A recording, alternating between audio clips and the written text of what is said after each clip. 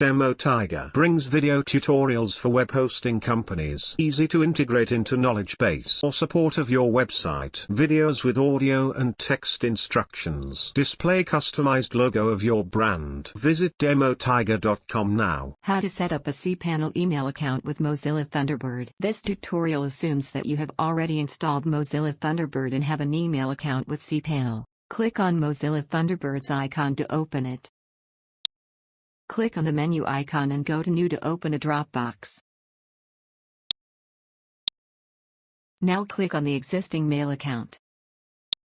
Enter your name, it will be displayed with your email messages. Enter the email address and password of the email account. Now click on the Continue button. IMAP keeps email at the server and synchronizes the message across multiple devices.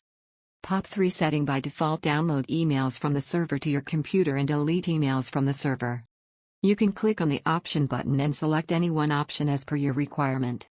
Now click on the Done button. Click on the Confirm Security Exception button. We have successfully set up the email account with Mozilla Thunderbird. Now close this window and click on Thunderbird's icon to open it. Here is the email account we set up.